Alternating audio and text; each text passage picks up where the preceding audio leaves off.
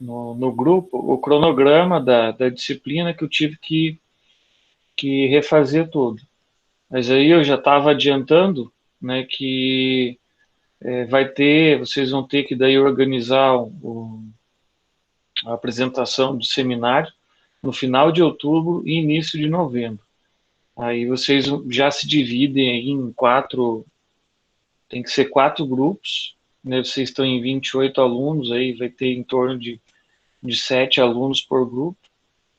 E uma prova está marcado, né, para outubro e uma outra prova para a última semana de letiva de dezembro.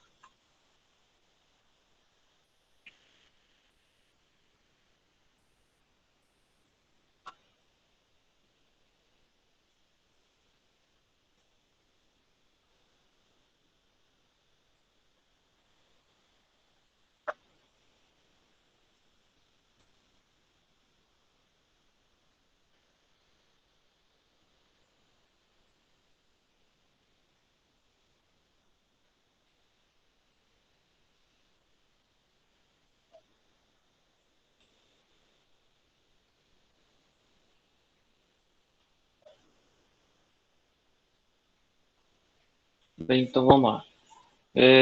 Então, na aula passada, né, aquele, aquele vídeo que eu deixei para vocês, ele dava, então, um panorama geral a respeito do que foi o imperialismo, né, que ele tomou corpo principalmente no final, na segunda metade do século XIX, ou seja, o que é esse imperialismo? Né, são as principais nações, né, principalmente as nações europeias, naquele momento, né, da segunda metade do século XIX, que possuíam o objetivo, naquele momento, de expandirem os seus domínios. Né? Só lembrando que a gente estava já num período da segunda Revolução Industrial, ou seja, motor a combustão, né, química, todos os avanços, energia elétrica, todos os avanços, né, da técnica naquele momento, né, os avanços científicos, eles foram então incorporados à estrutura produtiva industrial, né, e visando justamente uma ampliação do domínio, tanto de matéria-prima, né, quanto de mercado consumidor.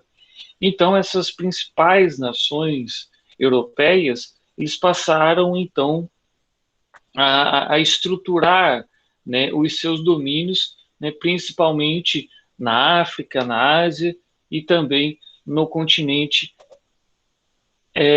americano, nem em tão grande medida quanto foi no continente africano e na Ásia, mas também esteve ali dentro, né, dessa dinâmica, desse embate entre as principais nações. Né? Ou seja, então o nome ele já contempla tudo isso, né? Imperialismo, ou seja, impérios, formação de impérios, ou seja, um conjunto, né, de ideias, né, que se materializam nas políticas desses países justamente através do quê? Através da perspectiva de você ampliar os seus territórios, ampliar os seus domínios, né? E através disso conseguir, né, fontes importantes de matéria-prima e também mercado consumidor, né? Então, por isso que houve aquela intensa corrida, né? Eu passei para vocês também naquele vídeo, né? Todo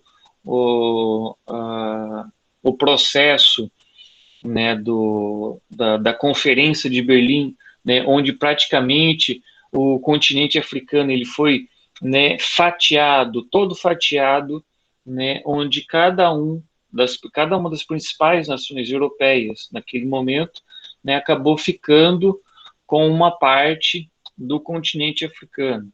Né? Então essa é uma das principais figuras, uma das principais representações desse momento, ou seja, final do século XIX, já na transição para o século XX.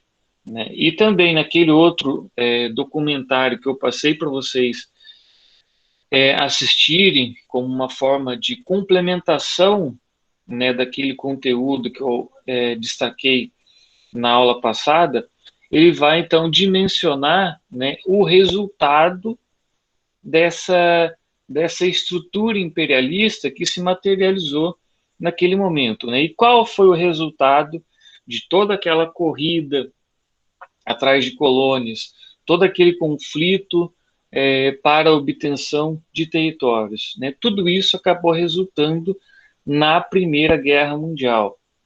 Né? Ou seja, então, todos os avanços tecnológicos, toda a corrida industrial que se estabeleceu na segunda metade do século XIX, acabou, então, resultando, em 1914, na Primeira Guerra Mundial, ou seja, um conflito generalizado, né, que teve, né, como parte integrante as principais nações da Europa naquele momento.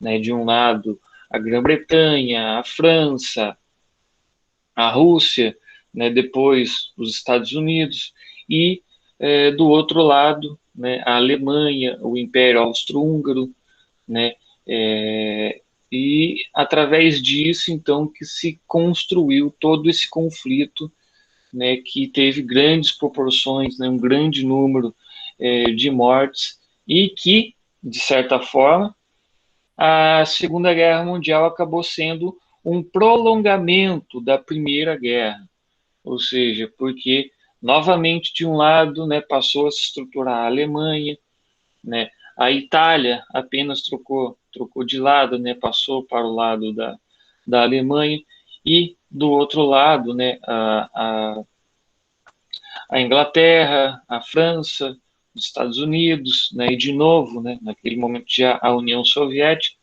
Então, a gente tem esse cenário de continuidade, ou seja, a Segunda Guerra Mundial apenas como uma continuidade do conflito da Primeira Guerra. Né? Então, ao longo das 2 semanas à frente, a gente vai ver, então, o que aconteceu, né, no período entre a Primeira e a Segunda Guerra, né, quem mais saiu beneficiado com esse primeiro conflito mundial, né, que consequentemente foram os Estados Unidos, e depois, né, na outra aula, a gente já vai ver quais foram os resultados da Segunda Guerra Mundial, ou seja, a plena estruturação da hegemonia americana, né, todo aquele conflito, né, da Guerra Fria e assim por diante. E nessa aula de hoje, a gente vai, a gente vai ver a respeito, então, sobre qual era a conjuntura que se estabeleceu antes da Primeira Guerra Mundial. Ou seja, então, é apenas um processo de continuação daquela corrida imperialista, ou seja, daquele conflito, né, das principais nações europeias por essa busca, né, por colônias na África e na Ásia. Né, alguns autores eles chamam, né, de neocolonialismo, né, esse processo, né, do capitalismo imperialista, né, eles chamam de neocolonialismo, ou seja, uma nova forma de colonização, né, ou seja, não aos moldes, né, daquele capitalismo mercantil, né, lá do século XVI, mas agora com uma outra roupagem, né, você passa então a estruturar uma nova forma, né, essas nações europeias, elas estruturam então uma nova forma de dominar esses países, né, que acabaram se tornando colônias dessas nações europeias. Então, o objetivo, né, dessa aula é de compreender os elementos relacionados com a conjuntura que antecedeu a Primeira Guerra Mundial, ou seja, para a gente entender, né, o que foi esse conflito, né, é muito importante, então, a gente conseguir observar, e captar os principais detalhes que foram preponderantes para esse resultado, né, que foi a Primeira Guerra Mundial, né, e analisar o papel do imperialismo nesse exato momento, ou seja, toda essa corrida, né, o imperialismo, o quanto que ele influenciou na Primeira Guerra como o resultante. Então, uma das primeiras coisas que é necessário, né, a gente chamar a atenção é justamente, né, o processo de continuidade da exploração dos países da periferia do sistema capitalista. Ou seja, se lá, durante o capitalismo mercantil, né, as nações do continente americano, do continente africano e da Ásia, né, eles foram altamente explorados, né, durante aquele início do modo de produção capitalista, né, com as populações nativas, né, sofrendo, né, sendo escravizadas, né, sofrendo todo tipo, né, de barbáries. Essa etapa do capitalismo, ou seja, esse capitalismo, né, imperialista, ele novamente resultou em grande sofrimento por parte desses países da periferia do sistema capitalista. Ou seja, as populações desses países acabaram sofrendo, né, várias formas de devastação, né? Passaram por fome, né, por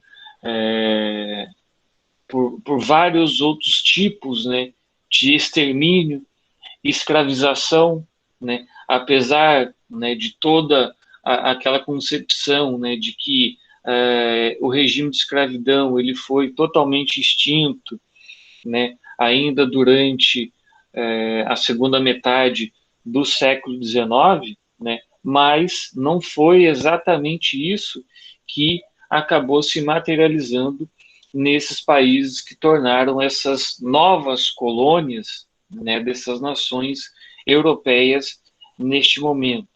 Ou seja, então, a população desses países sofreram, né, vários tipos de atrocidades, né? E esse Mike Davis, né, que é um autor, né, que escrevia bastante naquele momento, ele fez o seguinte apontamento, né, que, né, no século em que a fome desapareceu para sempre da Europa Ocidental, ela aumentou de forma tão devastadora em grande parte do mundo colonial. Ou seja, qual foi a colocação que ele fez? Né, que justamente em um momento, né, do capitalismo industrial, né, com as nações europeias altamente pujantes, né, desenvolvendo o seu setor industrial de forma muito intensa, né? Por outro lado, nós temos o quê? Nós temos, né, as nações totalmente sofrendo essas explorações e muitas vezes o quê? Muitas vezes devido a essa intensa exploração e toda essa produção voltada apenas para os interesses desses países, né, dessas nações europeias, então muitas vezes a população desses países acabava o quê? Acabava padecendo, né? Porque a produção agropecuária como um todo, ela era direcionada apenas para a exportação. E uma forma, né, que essas nações eles tinham, né, de estabelecer a sua resistência era na diminuição da sua produtividade. E o que os europeus eles faziam? automaticamente eles puniam essas populações por essa baixa produtividade, eles puniam, então, com a retenção, né, de boa parte dessa produção de alimentos que era para essa subsistência desses povos.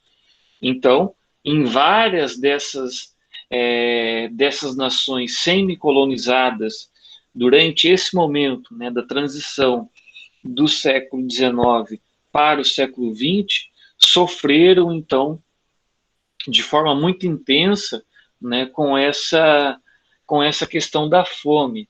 Né? Então, isso foi algo muito característico. Né? Tanto que nessa charge, né, dá para a gente ver uma representação. Né? Nós temos ali, né, de um lado, né, os europeus, né, todos ali vestidos, né, com caras, né, de totalmente sadios, né, e por outro lado nós temos ali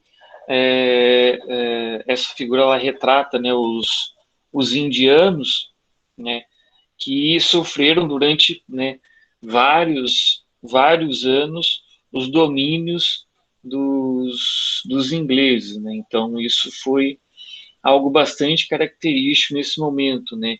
E isso acabou acontecendo com várias dessas nações que eram, então, colônias desses países europeus, né? Principalmente quem eram os donos dessas colônias? Era a Alemanha, a França, a Inglaterra, né? Até mesmo a Bélgica, né?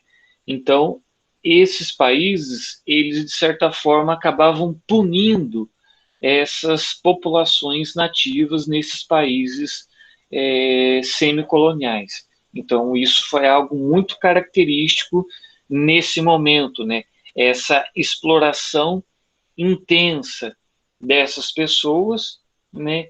E, por outro lado, como uma forma de punição, né? Por uma resistência, né, natural, né, de você querer continuar com a sua cultura, querer continuar com a sua terra, produzindo para a sua subsistência, ao invés de você produzir apenas para exportação. Então, os europeus puniam essa população nativa, né, com vários tipos de castigo. E, inclusive, uma delas é privando essa população de alimentos. Né? E como que eles controlavam isso?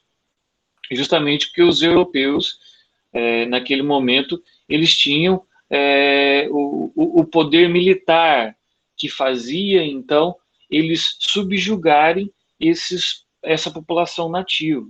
Né? Então, eles tentavam fazer essa resistência, mas, por outro lado, eles acabavam sendo fragilizados, né, principalmente pela questão da fome. Então, isso foi algo muito comum naquele momento. E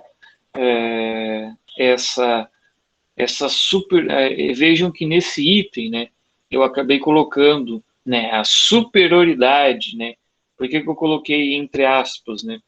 Justamente pela questão dos europeus, deles acreditarem, né, que eles eram superiores às demais populações, né, do continente americano, principalmente da América Latina, né, do continente africano, da Ásia, ou seja, eles se achavam, então, superiores a essas outras populações, esses outros territórios, né? E, de certa forma, eles sabiam jogar, né, com a questão da fome, da seca, né, que também foi algo muito característico durante esse período, uma seca em vários países, né, principalmente da Ásia e da África, que, de certa forma, acabava resultando, né, na intensificação do domínio dos europeus sobre essas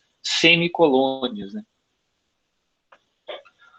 Agora, né, essa fúria dessa conquista colonial, ela teve considerações de superioridade civilizacional, né, o seu principal alicerce ideológico, e produziu vítimas em número maior aos holocaustos europeus do século XX. Ou seja, essa concepção dos europeus de que eles são superiores, eles acabavam trazendo no seu discurso justamente essa questão que eles tinham essa função de levar até os povos da África e da Ásia a civilização. Ou seja, que eles, enquanto europeus, eles eram altamente civilizados, né, com todos os seus costumes ocidentais, com toda a sua concepção religiosa, então eles tinham essa obrigação, né, superior de levar todo o seu costume, toda a sua religião, né, para os povos do continente africano e da Ásia. Então vejam que existe, né, muita semelhança quando a gente compara com o capitalismo, né, lá no seu início, na sua fase mercantil, né, das grandes navegações, né, que existia também essa questão, né, de que aquelas pessoas que se lançavam ao mar, né, que chegaram até o continente americano, né, e que depois trouxeram, né, a religião católica com o intuito de civilizar a população indígena aqui da América, é uma concepção também que acabou se estendendo para esse período. Ou seja, então vejam o quanto as narrativas elas acabam se repetindo, né, ao longo da história.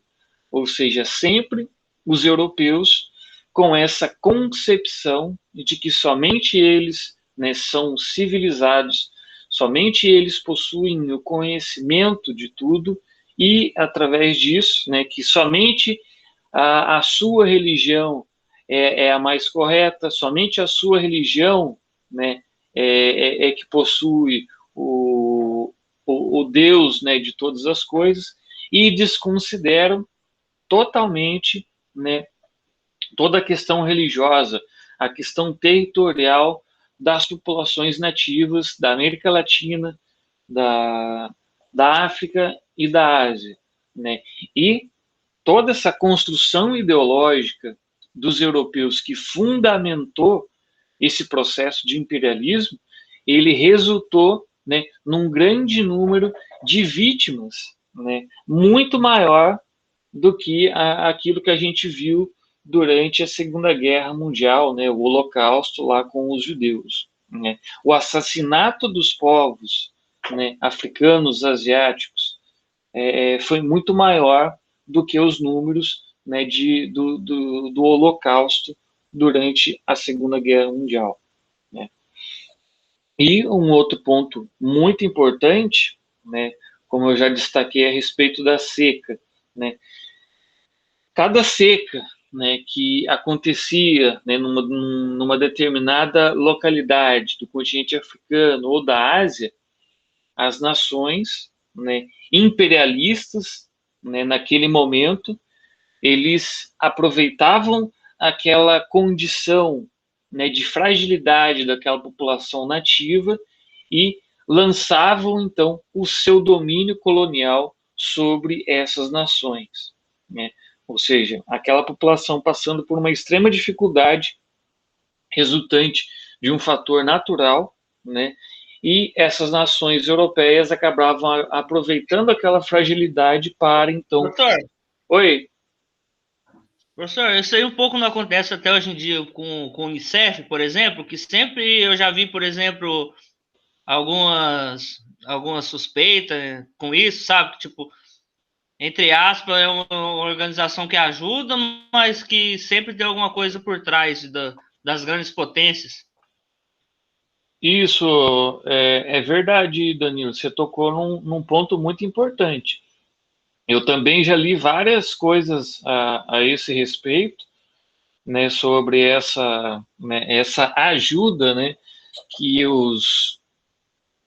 que os países, né, do centro do sistema capitalista eles mandam, né, para determinadas situações críticas, né, nos países da periferia, né, mas que de certa forma é o que uma forma de você acabar mantendo aquela população fragilizada e também de você estabelecer algumas conexões de, né, por exemplo, você sondar determinado recurso natural que aquele território tem e depois repassar para um outro órgão, né, de informação, né? Então tem muita coisa envolvida, né?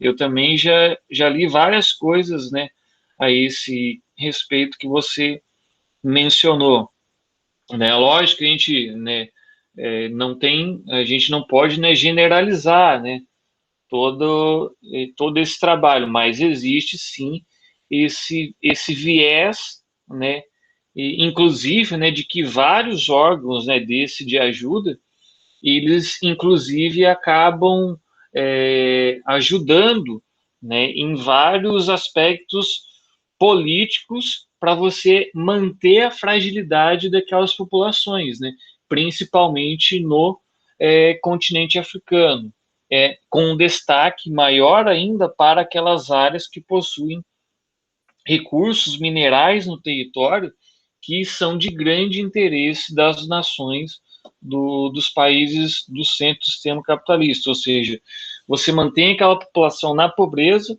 né, e através disso você tem uma mão de obra, né, para retirar aqueles recursos minerais, né, e que são enviados para os países do centro, né. Uma outra questão, né, muito tráfico, né, de diamante, né, vários tipos de tráfego, e tudo isso, né, com o envolvimento, né, de várias pessoas que trabalham, né, nessas ONGs e também nesses órgãos internacionais, né, e é exatamente, bem parecido, Danilo, com o que ocorria nesse momento, ou seja, você tem uma fragilidade que foi construída, né, a partir da seca, e essas nações elas se lançavam então sobre esses territórios e estabeleciam então os seus domínios, né, justamente com esse discurso de que eles iriam lá só para ajudar, mas aí esse ajudar eles levavam as suas tropas e lá ficavam, né? Então, era dessa forma que acabava acontecendo nesse momento, né? Vejam só que a Alemanha, ela explorou, né, as inundações e a seca que devastaram, né, Shandong no final da década, né, de 1890 para expandir agressivamente a sua esfera de influência no norte da China, né? A Alemanha, né, que naquele momento ela estava a todo vapor com seu processo de industrialização, né, querendo cada vez mais, principalmente recursos naturais, né, e acabou aproveitando esse contexto de inundações no momento e depois seca, né, que devastou aí o norte da China, para lançar a sua influência sobre aquele território. Ou seja, aproveitou uma fragilidade para ampliar o seu domínio territorial, né? E isso era uma lógica, né, muito característica daquele momento do imperialismo, né? E tudo isso, né, e toda essa corrida, né, que o imperialismo ele proporcionou e essa disputa entre as principais nações europeias que ele acabou fomentando, né, que acabou resultando na Primeira e Segunda Guerra Mundial, né, que devastou, né, totalmente o continente europeu, né. Agora, um outro exemplo, né, também os Estados Unidos, né, que também, a partir da segunda metade do século XIX, ele também passa a se industrializar de forma muito intensa, né, só lembrando que os Estados Unidos, né, ele aproveitou muito bem a questão, né, dos seus recursos naturais naquele momento, né, toda a questão do seu próprio mercado interno, né, e a tecnologia que ele conseguiu acumular durante a primeira Revolução Industrial, né, ele conseguiu, então, ele conseguiu ir desenvolvendo o seu setor industrial ao longo do tempo, né, apesar de toda a hegemonia britânica ainda no século XIX, os Estados Unidos, né, conseguiu gradativamente ir desenvolvendo o seu setor industrial, né, o que resultou na formação de uma nação, né, com um poder bélico, né, que foi fundamental ali durante a Primeira e a Segunda Guerra Mundial, né, e nada diferente das nações europeias, os Estados Unidos também acabou utilizando da fome e doenças causadas pela seca nas Filipinas e acabou subjugando, então, esses territórios sobre os seus domínios, né, justamente com a questão, né, de você, enquanto que as nações europeias, né, estavam se lançando ali, o continente europeu, né, e a Ásia Central, os Estados Unidos, né, naquele momento também lançando, né, do outro lado do Pacífico, os seus domínios, né, tudo isso dentro daquela conjuntura imperialista.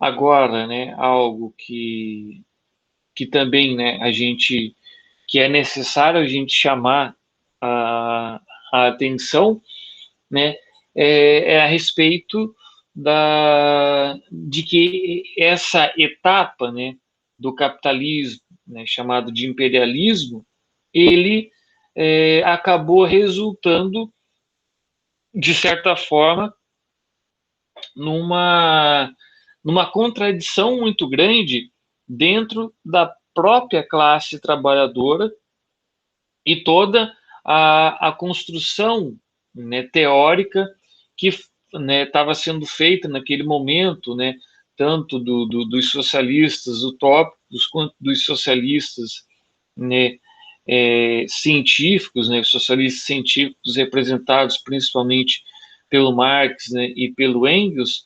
A grande contradição era de que, né, apesar de toda a resistência dos povos coloniais, ou seja, aquela população que acabou sendo subjugada, né, pelos interesses dos países europeus naquele momento do imperialismo, né, não houve apoio à causa deles por parte do proletariado desses países europeus, né? Ou seja, algo assim totalmente contraditório. Por quê?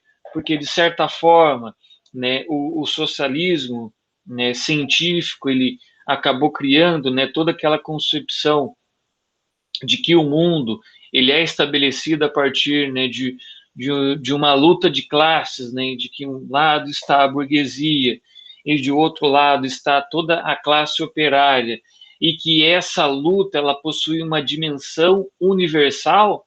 Mas quando a gente fala desse momento do imperialismo, né, a classe operária dos países europeus, eles acabaram não comprando, né, essa briga por parte, né, dos povos coloniais, ou seja, porque eles observaram, né, eles optaram, então, essa classe trabalhadora europeia optou, então, por manter todo o seu lado nacionalista ao invés do seu lado universalista, né, de estar lutando pela classe operária mundial. Ou seja, então isso é uma contradição muito grande, né? Porque lá no, no manifesto, né, do Partido Comunista, né, tá lá a grande frase, né?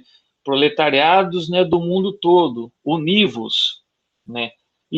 Mas essa frase não condiz com o que acontecia naquele momento do imperialismo, né? Porque qual era a forma mais correta e de acordo com o socialismo, com a perspectiva socialista daquele momento?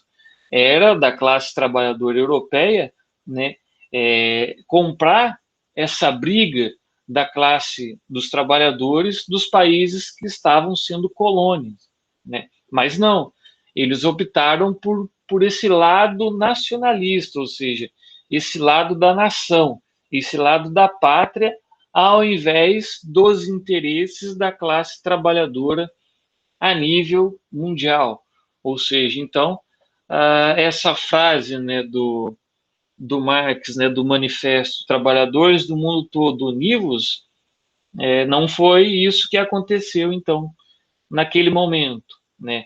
O nacionalismo acabou falando mais alto, né? Então, isso é algo que a gente também precisa chamar a atenção, né? Então, por isso que muitas vezes, né, quando a gente por isso que tem que tomar muito cuidado, né, com tudo, com toda a questão teórica que você vai utilizar, né, a respeito né, de fatos da realidade. Ou seja, essa teoria que é elaborada, né, na Europa, né, infelizmente, ela possui, sim, alguns vieses, né, para essa questão do velho mundo, ou seja, da Europa enquanto um centro civilizatório.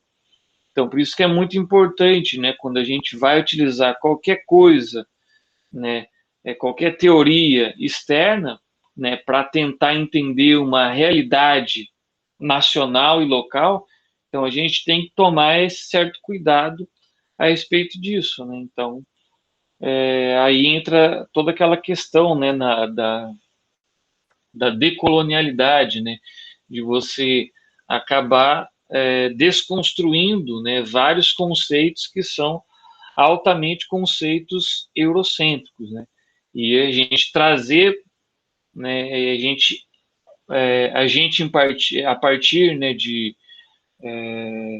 terceiro-mundistas, nós, a partir de habitantes da periferia do sistema capitalista, nós, então, temos que produzir a nossa própria teoria, né?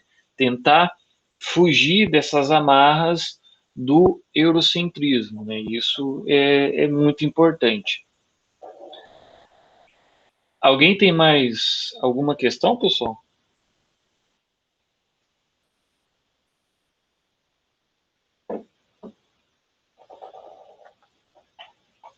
Estão conseguindo entender?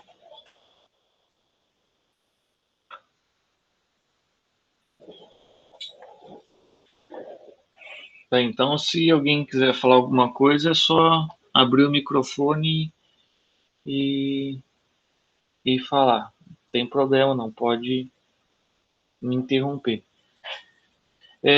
Então, a partir, né, de toda essa perspectiva da Europa enquanto continente, né, que possui essa missão divina de levar, né, a civilização para todos os espaços, né, do mundo inteiro, ele acabou encontrando dentro da teoria, né, da evolução das espécies, né, do Darwin, eles acabaram, então, vários estudiosos nesse momento, eles acabaram deturpando a obra do Darwin, né, infelizmente, e acabaram criando, né, algumas ramificações, né, pseudocientíficas, né, porque não possuíam uma base, não possuíam nenhum tipo de base científica aquelas produções que esse pessoal, né, que eles chamavam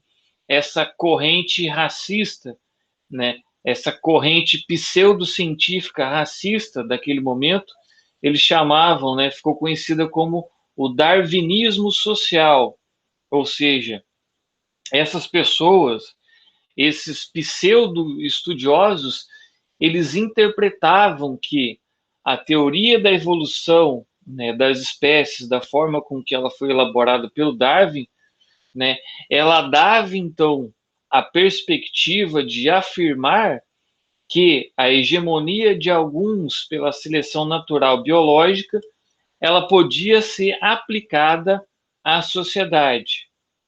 Ou seja, então esse darwinismo social, ele acabava justificando a subjugação de determinados povos, né, por outros, tal como na natureza, né, a gente observa os seres vivos. Ou seja, então vejam só, pessoal, o quão grave era aquele momento, né, essa essa etapa, né, que é conhecida como imperialismo. Por quê?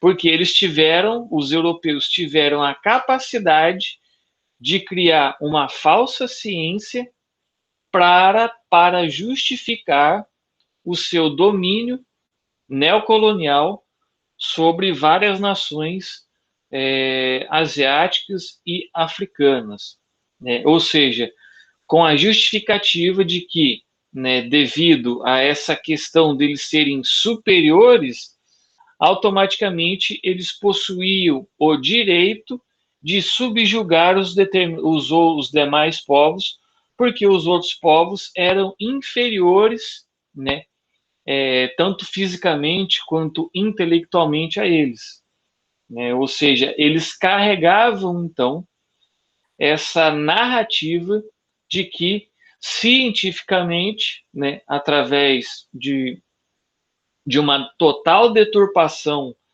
da teoria da evolução das espécies do Darwin, eles acreditavam então que não, realmente, a gente é civilizado, nós enquanto europeus, nós somos superiores aos africanos, aos asiáticos, então a gente possui o dever de ir lá e explorar eles.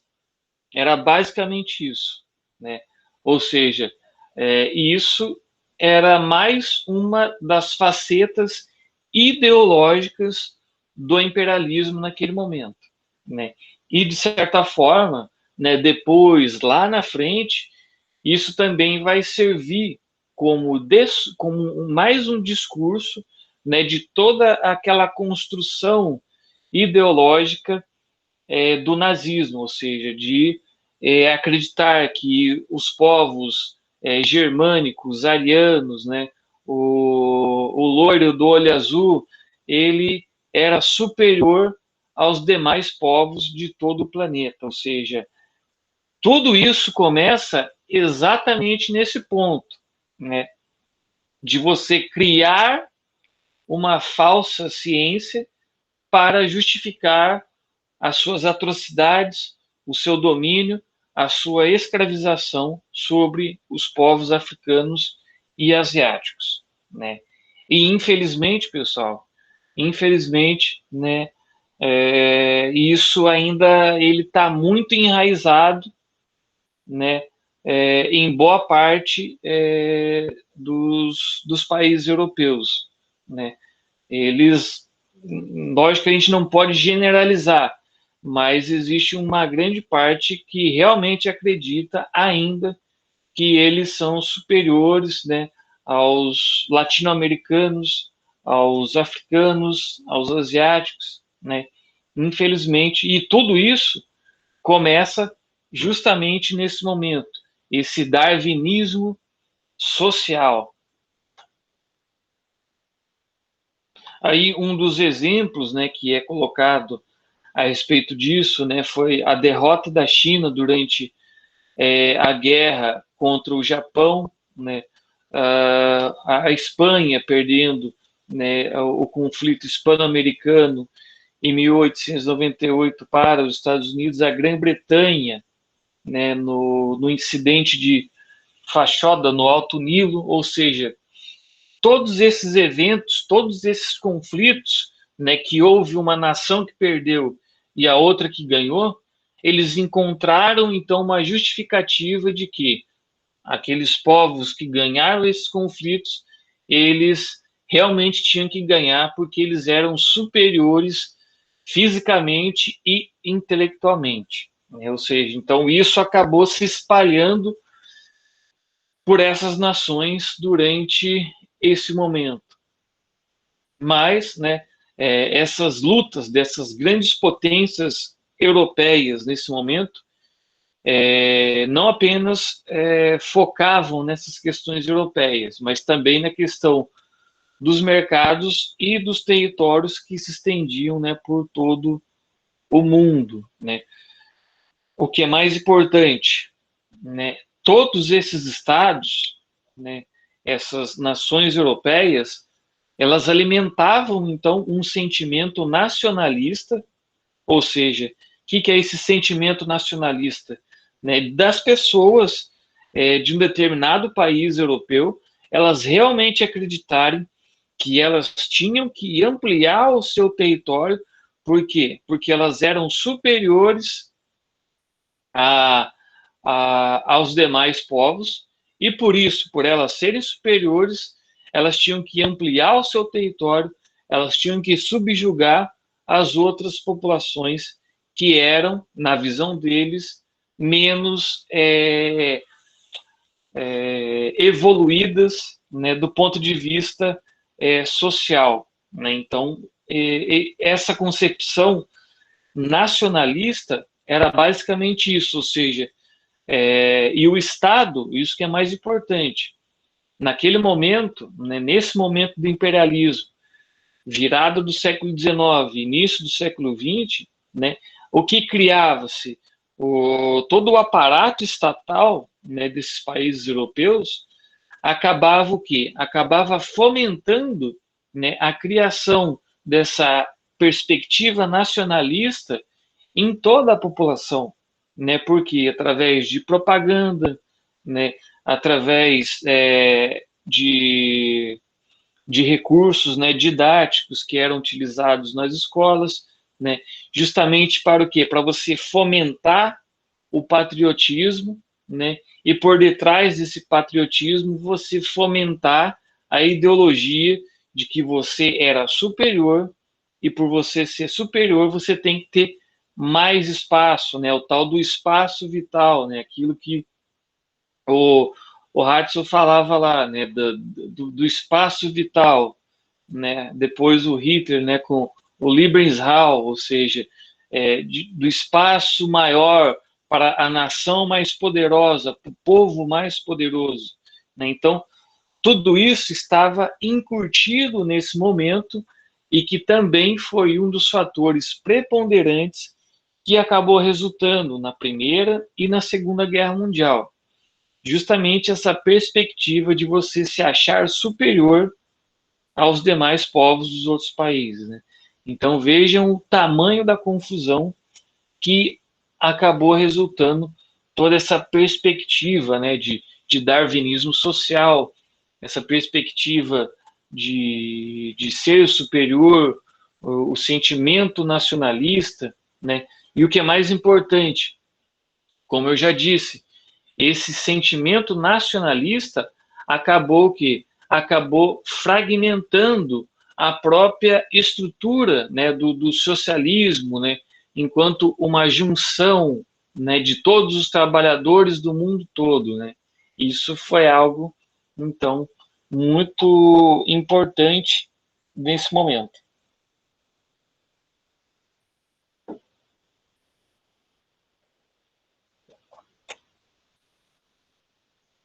Então, no capitalismo monopolista, ou seja, no imperialismo, a ideologia prevalecente passou a ser, então, a que assegurava, né, a própria nação o domínio internacional, ou seja, a ambição está tão ilimitada quanto a própria ambição do capital por conquistar o lucro. Né? Então, um dos autores que vai influenciar muito tanto o Hitler quanto o Mussolini foi o francês, né, o Conde de Gobineau. Né? Esse conde, né, foi um dos pseudo-intelectuais que acabou criando, né, uma ciência chamada raciologia, né, ou seja, que ele acreditava que o mundo ele estava dividido, né, em raças, ou seja, cada parte do mundo possuía uma raça, e existia raças superiores, intermediárias e raças inferiores, né? Logicamente, a raça superior que ele colocava era o branco europeu, e as demais raças, né, eram totalmente inferiores, né, aos brancos europeus, né? E justamente por isso eles tinham que ser os dominadores, né, de todo o mundo, né, de todos os continentes, e retirar dessas populações inferiores todos os bens possíveis, né, justamente para você manter o processo, né, de vida de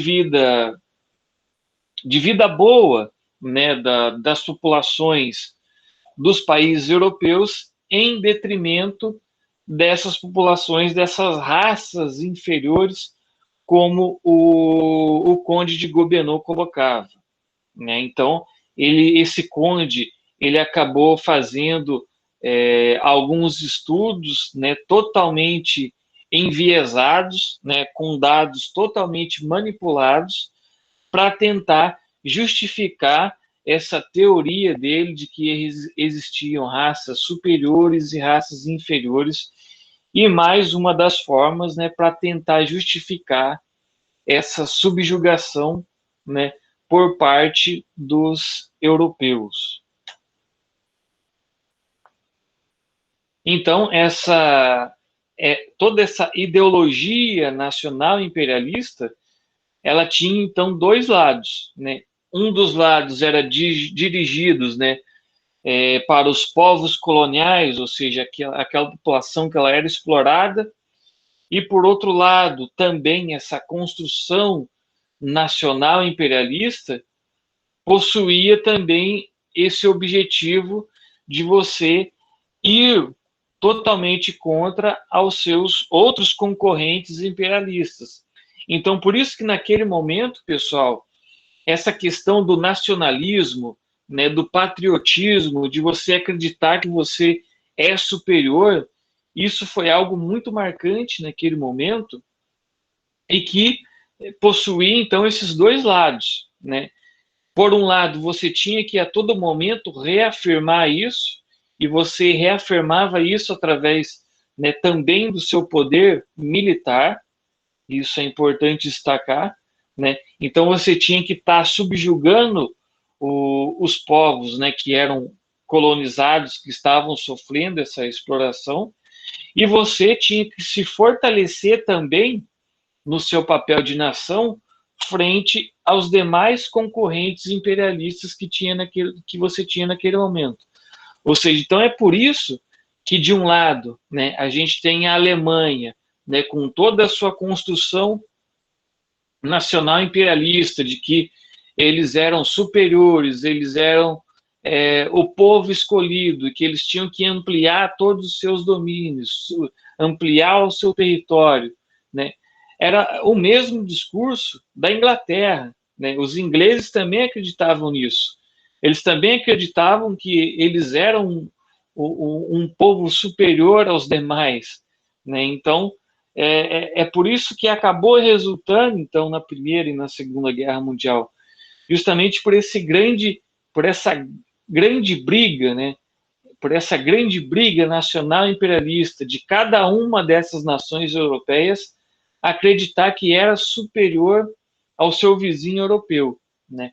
Então, e isso, né, de certa forma, foi muito dimensionado por essa corrida, né, tanto de matéria-prima, né, quanto de mercado consumidor. Então, isso foi muito importante naquele momento. Então, a formação de um império colonial por parte de um país, ela foi vista, então, como um instrumento de força, né, e prestígio que podia romper com o equilíbrio entre as potências, né? Os estados, levados a uma concorrência política crescente com os seus vizinhos, eles passaram, então, a estabelecer algumas alianças, né, para evitar o isolamento. Então, existia essa perspectiva de que você, né, enquanto um país que é superior, né, que você necessita ampliar seus territórios, né, você ter um domínio de uma determinada colônia, né, de um determinado território no continente africano, e isso acaba colocando esse país, né, num determinado nível, né, da hierarquia de poder europeu naquele momento. Ou seja, dependendo do seu número de colônias, isso te colocava num determinado patamar de poder, né? E, né, um fato mais importante ainda, que naquele momento começou então algumas articulações, né, entre vários países para estabelecer algumas alianças, né? Ou seja, já de certa forma prevendo, né, que iria acabar ocorrendo, né, alguns conflitos e que isso poderia então minar os domínios coloniais já estabelecidos naquele momento. Então, a Inglaterra começou a fazer aliança com a França começou a fazer aliança com a Rússia, né? Então, passou-se então a fazer vários tipos de aliança naquele momento. Justamente por quê?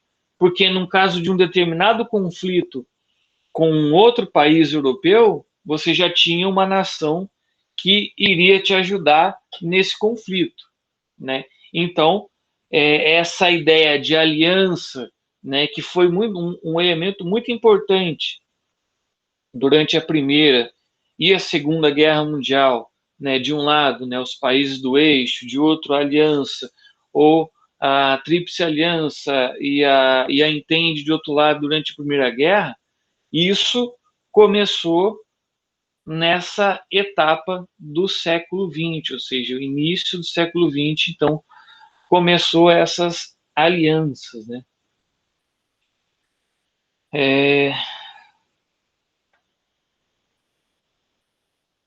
Agora, né, essa charge, ela é muito, né, ela diz muito, né, desse momento, né? Vejam que ali está escrito, né, uma lição de geografia, né? São 5 continentes, né? Veja que o alemão ele coloca a Alemanha como um continente, né? E depois, né, o continente asiático, o africano, o americano, né, e a Oceania, ou seja, então, e isso foi algo muito marcante naquele momento do imperialismo, né, no início do século XX, ou seja, dos alemães, né, deles realmente acreditarem, né, de forma muito veemente, de forma muito forte, que eles eram sim superiores a todos os povos da Europa e do mundo todo.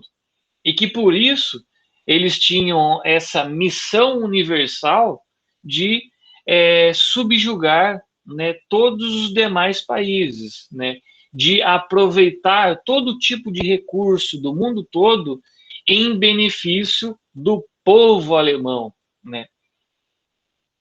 Tem tem algum descendente de alemão aqui na sala, pessoal?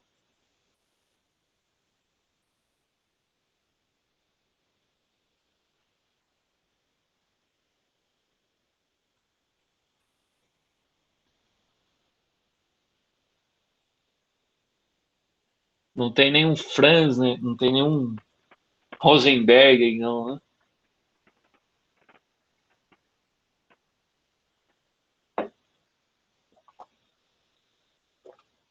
Porque, né, até hoje, né, os alemães ainda possuem, né, vários desses, alguns resquícios, né, a gente não pode generalizar, mas eles ainda, né, possuem alguns elementos, né, de se acharem, né, superiores, né, mas, né, tanto, né, que ainda é muito forte lá o movimento neonazista, né? Possui, assim, apesar, né, de toda a questão, né, da legislação alemã, né, tentar controlar esse tipo, né, de ideologia, né, mas ainda existem vários esquícios, né, neonazistas na Alemanha, né, e que nada mais são do que resultado desse momento, né, desse momento de que os alemães, né, eles queriam novamente construir aquilo que foi o grande reino germânico, né, lá do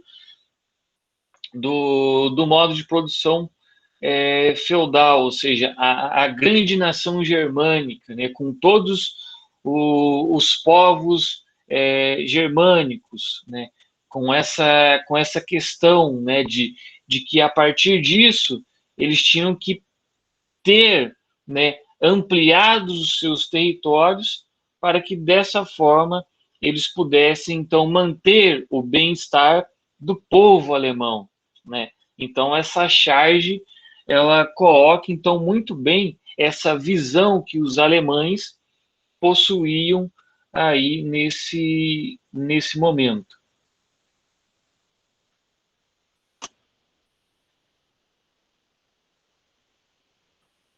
Aqui, né, mais uma charge, né,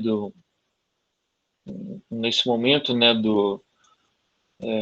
eu me esqueci agora desse general alemão que foi colocado nessa charge, mas e esse trecho, né, é de um autor alemão, o Fritz Selley, de um panfleto popular que ele escreveu lá na Alemanha em 1897, né, sobre a situação mundial do poder alemão.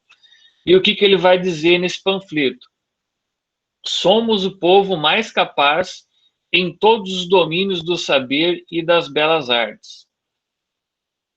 Somos os melhores colonos, os melhores marinheiros e mesmo os melhores comerciantes. E, todavia, não conseguimos alcançar a nossa parcela na busca da herança, na herança do mundo. Porque não queremos aprender a ir à busca, à história, as lições salutares. Que o Império Alemão seja, não o fim, mas o início do nosso desenvolvimento nacional.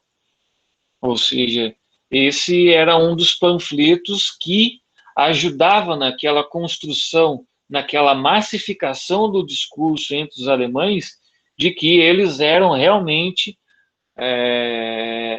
um povo superior aos demais e de que eles possuíam esse direito universal de ampliar os seus domínios, né?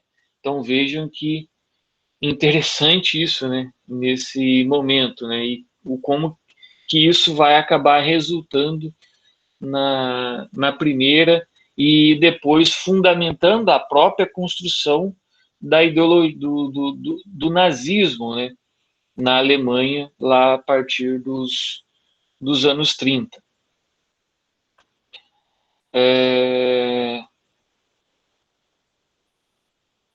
Aqui, então, o primeiro plano então, da cena mundial tendia então, a ser ocupado pelas contradições interimperialistas, né? Ou seja, tanto entre as potências, né, da velha Europa, quanto também, né, o que é mais importante, entre as novas nações que estavam naquele momento nessa corrida para expandir os seus territórios, né, que de um lado a Alemanha e também os Estados Unidos. Então, para a Alemanha, só restavam duas possibilidades: a constituição de um bloco colonial fora da Europa ou uma expansão em direção da Turquia, né, ao longo da linha Berlim-Belgrado, né? Só que essas duas possíveis constituições, ampliações dos domínios da Alemanha, chocava com os interesses do Império Britânico, né? Então, a partir disso, né, acabou se criando, né, vários conflitos, né, entre as potências coloniais naquele momento, né? Ou seja, então, por um lado, a gente tem a rivalidade secular, né, entre os ingleses e os franceses, né, que acabou ocorrendo, né, de forma muito intensa na Indochina, né? Os ingleses, eles acabaram, né, procurando garantir o seu império indiano, né, quando avançaram para o leste, né, e os franceses, tentando chegar até a China, eles ocuparam sucessivamente o Camboja, a Conchinchina, Anã, Tonkin e o Laos. Ou seja, aqui é a localização, né, da Indochina, né, que foi palco, então, de toda essa disputa entre franceses e ingleses, né? Ou seja, então, diferente do que foi, né, na Primeira e na Segunda Guerra Mundial, em que o conflito ele se estabeleceu, né, de forma intensa, né, lá no continente europeu.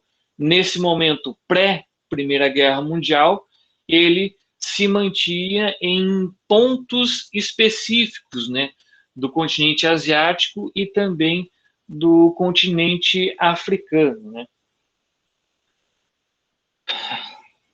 Então, também, né, existiu o conflito anglo-russo, né, por toda a rivalidade, né, que envolvia todo o território do antigo Império Otomano, né, ali na Ásia Central, que acabou se tornando, né, central para a expansão russa lá em 1880, né, e que, de certa forma, fazia, então, fronteira com a Índia, que era a principal colônia inglesa, né? E o que a Inglaterra fez? Tentando minar essa influência dos russos na Ásia Central, eles acabaram, então, impondo, né, de certa forma, lá no Afeganistão, né, um protetorado inglês, ou seja, para você tentar manter ali uma segurança, né, de uma possível expansão dos russos na Ásia Central. Então, a Inglaterra foi lá no Afeganistão e estabeleceu lá um protetorado para minar esse domínio russo, né? E nesse momento também, vejam só quantas rivalidades, pessoal, que a gente tinha nesse momento, né, dessas grandes nações imperialistas, né?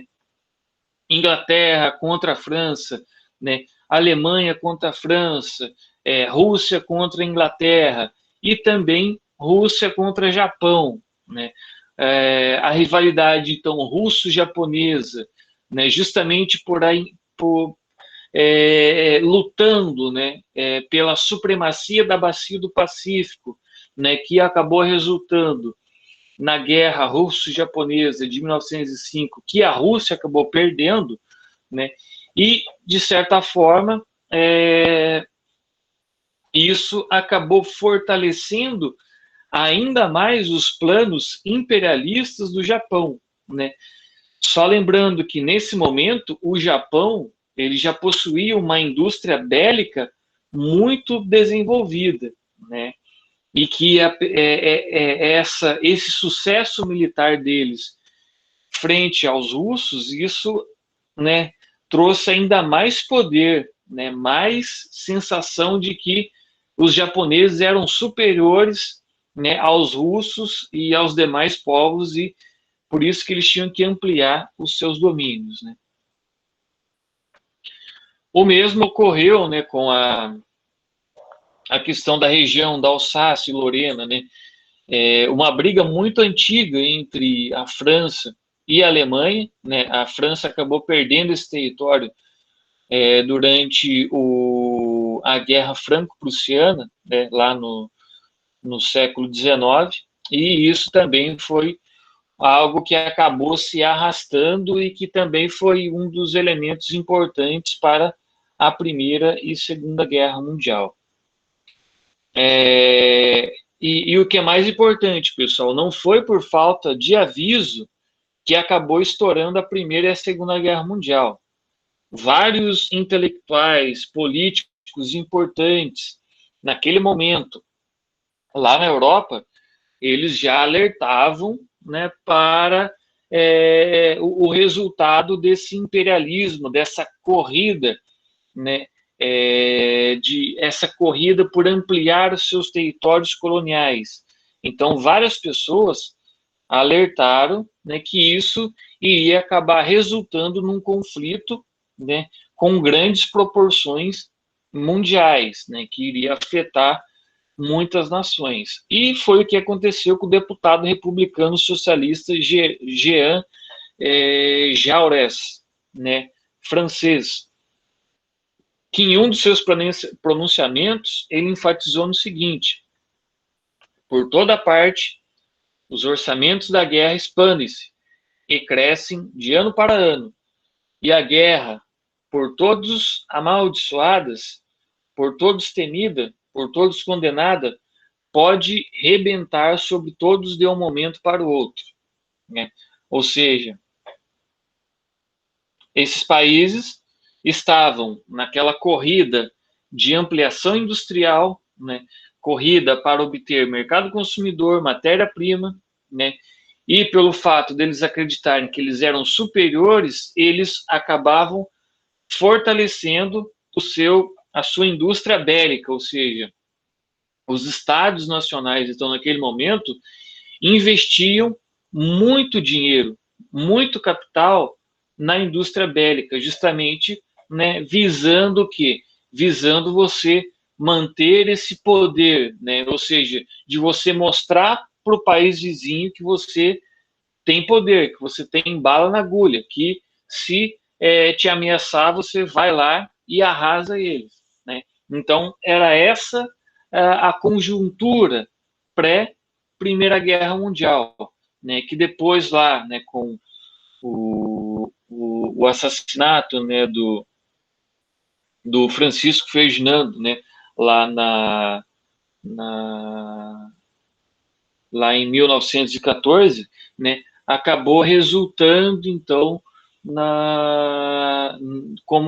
acabou sendo o estopim, né, onde começou a Primeira Guerra Mundial, né, que daí o Império Austro-Húngaro, né, acabou declarando guerra à Sérvia, né, e daí a Sérvia acabou tendo o apoio da França, da Inglaterra, e depois entrou a Alemanha, né, e daí acabou gerando todo aquele conflito, né, que, como vocês já viram naquele vídeo passado, né, que ele demonstrou muito bem, né, como que foi, né, a Primeira Guerra Mundial. Então, eu não vou adentrar a respeito da Primeira Guerra, porque eu acredito que vocês já tenham visto também muita coisa a respeito da Primeira Guerra.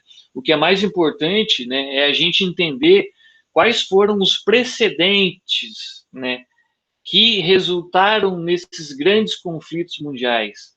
É a gente entender quem é quem naquele momento, né? O que resultou nessas duas grandes guerras. Então, isso que é mais importante, né? Lógico, né, que a gente tem que entender quais foram os principais movimentos dentro do conflito, né? Mas isso eu acho que já é algo que vocês já devem ter visto bastante aí ao longo desses 4 anos, né? Então era isso, pessoal. A minha aula de hoje. Alguma dúvida?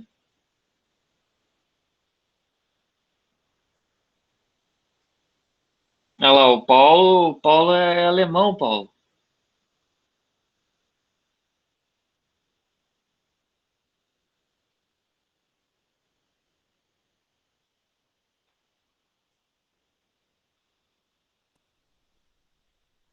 É, Professor, brasileiro.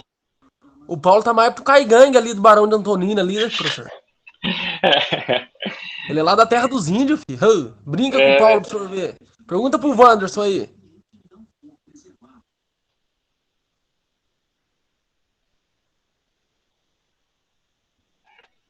É isso aí mesmo, Paulo. Mas assim, né, o que é mais importante, né, lógico, né, é o que eu mencionei, né, a gente não pode, a gente, né, não pode, né, de forma alguma, né, generalizar, né, mas infelizmente, né, muitas vezes não é culpa, né, da própria população naquele momento, né, acabar comprando aquele discurso, né, de que você é um povo superior e tal. E o que é mais importante é que isso era repetido muitas vezes por parte, né, do Estado, né, daqueles Estados nacionais da Europa naquele momento, né, que a população ela realmente acabava acreditando que ela era superior, né, aos demais povos, né?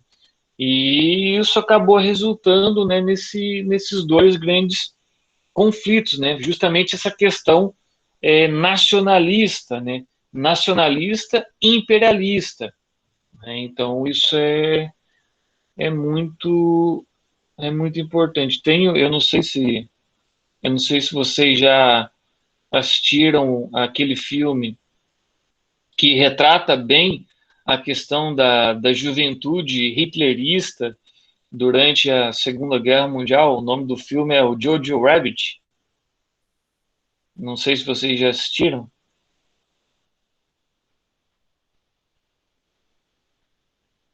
Mas se não assistiram, vale a pena assistir para vocês entenderem, né, como que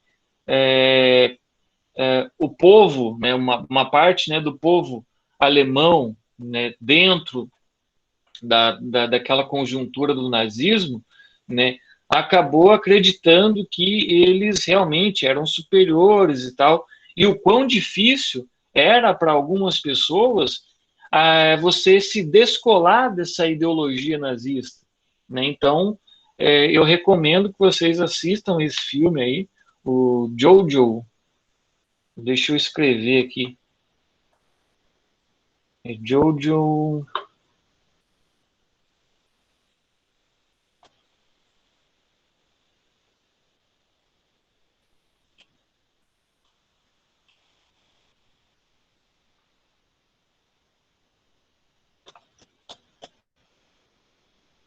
É esse nome. Isso, Jojo Rabbit.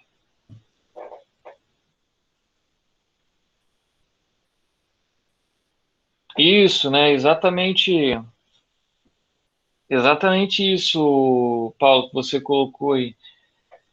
É, a Primeira Guerra, né? Muitas vezes ela, pela questão, né, que ela não foi, não, uma guerra tão móvel, né, quanto foi a Segunda Guerra Mundial, né, em termos, né, de proporção, né? Mas ela, né, foi preponderante, né, para o que veio depois, né?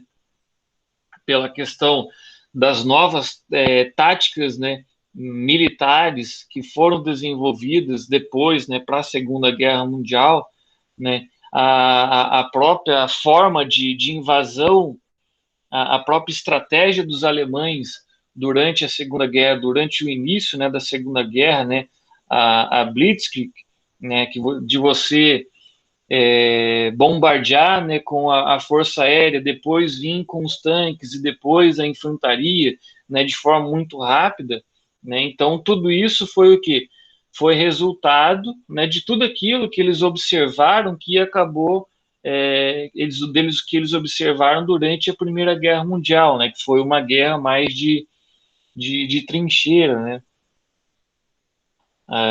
E o Bastardos Inglórios eu assisto sempre que eu vejo que está passando na TV, eu assisto, né, o Bastardos Inglórios, porque é muito engraçado esse filme. E tem um outro filme importante também sobre a Segunda Guerra Mundial, é o ah, Corações de Ferro, não sei se é isso, Danilo.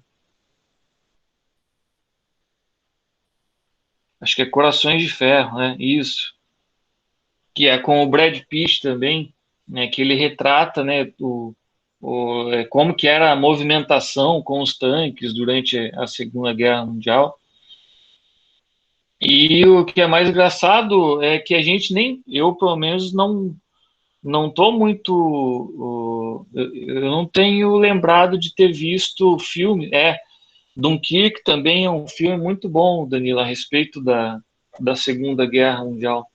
E ontem eu assisti um filme, né, muito bacana, que ele vai tratar já na Segunda Guerra Mundial, né, já que a gente, né, infelizmente não vai ter esse tempo, né, de entrar sobre que exatamente, né, a movimentação que ocorreu dentro da Segunda Guerra Mundial, mas é um filme muito interessante para vocês observarem a questão política.